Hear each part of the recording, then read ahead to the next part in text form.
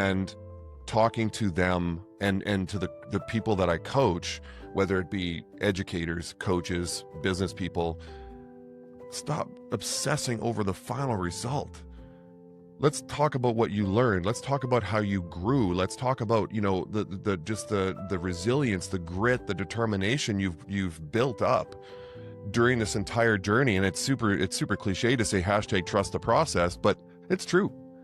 And so, yeah, like my I would say for 40 plus some years, it was all about, did I win or did I lose? And even when I started my corporate job as a business advisor, it was still in sales.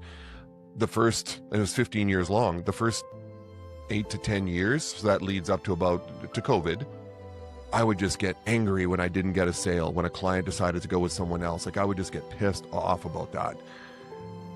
And somebody told me, go, here's the mantra I want you to keep saying to yourself: help, not sell. And I went, okay, what does that mean? And we talked about it, and he goes, just be there for people, network, connect, help people, ask them what they need, provide it to them for free if you have to for the first while, just to gain their trust and to build that relationship. People can smell selling on salespeople. They can smell it coming from a mile away.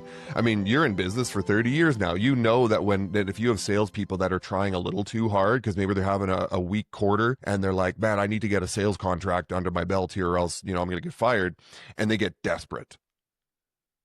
That's not a good feeling. And this is why we need that's lack of effort. Yeah. But it's not for lack of effort, but because once again, I go back to my sales career, and I had one leader who would just keep reminding me that I didn't hit my run rate for the month. So it's like I had to do 30,000 a month, and he's like, well, you didn't hit your 30,000. Yeah, thanks, genius. I know that. You don't have to tell me those automatics that I know. And then I had a leader a couple years later that said, you're having a rough summer. I get it. The market's a little bit weak, but I can see that you've got a ton of meetings under your belt. You filled the CRM with activities. You'll be fine. Don't worry. It's going to turn for you. I'm like, oh my God, like the difference in leadership. And this is what I want to bring to the companies and organizations and teams that I work with, is that mentality of stop beating on your people for not hitting their quarterly targets and focus on, did they do the activities and trust the process that they should be following to get the result.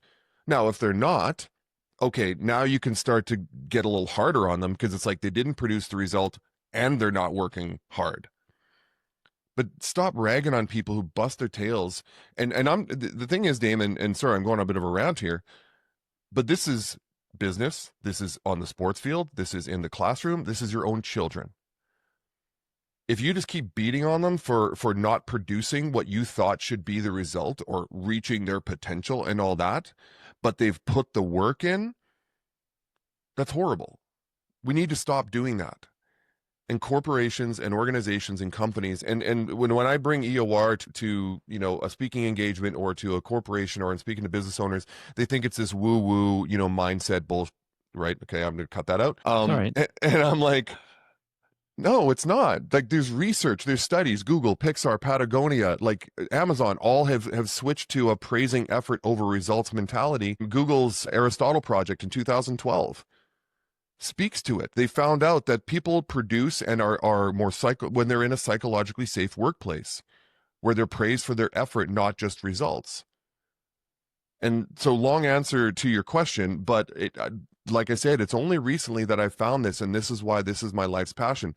If I don't make $1 from this, well, my wife will be upset, but if I don't make $1 from this, it doesn't matter to me as much as that I've helped people realize the beauty in this approach. And it sounds like this is what you do at Learn It too. Like, this isn't anything new. It's not like I'm some sort of prophet that's brought this from the sky. This is nothing new. Process over outcome, effort over results, trust the process. It's all messaging we've heard for probably 30 years.